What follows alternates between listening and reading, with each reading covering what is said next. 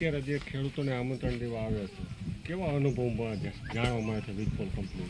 નહીં, અમે તો ખેડૂતોના ખેતરમાં જે દાદાગીરીથી થાંભલો ઊભો કરે છે એ કંપનીના અધિકારી એસડીએમ સાથે ચર્ચા કરવા માટે આવ્યા હતા. 3 દિવસ પહેલાં પણ અમે અગાઉથી કહ્યું હતું કે અમે આવીએ છીએ તો કામ બંધ કરીને જતા રહ્યા. આજે અમે અગાઉથી કહ્યું હતું આવીએ છીએ તો કામ બંધ કરીને જતા રહ્યા. અમે આવ્યા છીએ એટલે આમંત્રણ આપીએ છીએ. મૂળ વાત છે એ લોકો ખોટી રીતે કામ કરે છે અને એ કાયદાકીય રીતે વાત કરવા માટે આવ્યા હતા. અત્યારે કોંડગામમાં જઈને આવ્યા, ત્યાં ગયા તો કામ બંધ થયું.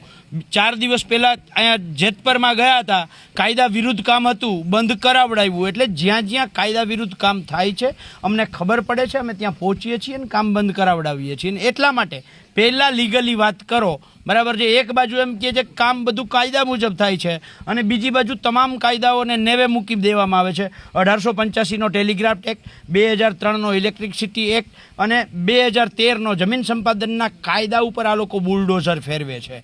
ખેડૂતના ખેતરમાં બુલડોઝર નથી ફરતું, કાયદાઓ ઉપર બુલડોઝર ફેરવે છે. અને એટલે એ બુલડોઝરની સામે કાયદાથી સામી છાતીએ ઊભવા માટે અને ખેડૂતોની સાથે ઊભવા માટે આવીએ છીએ. અત્યારે અહીંયા જાણીને બહુ દુઃખ થયું કે જે જવાન દેશ માટે લડતા લડતા શહીદ થયો, એનો દીકરો અત્યારે સરહદ ઉપર લડે છે. એ વિધવામાં અહીંયા પોતાના ખેતરમાં દાદાગીરીથી થાંભલો નાખે અને એ જવાન શહીદની પત્ની અને જવાન જે સરહદ ઉપર બેઠો છે એના માને એવું કહેવામાં આવે તારે જા, જ્યાં જવું હોય ત્યાં જા, તારા થાય કરી લેજે, થાંભલો તો ઊભો થશે. આ સરકારની ભાષા હોય? આ માત્ર ખેડૂતનું અપમાન નહીં, ત્યાં જવાન અને કિસાન બંનેનું અપમાન થયું છે.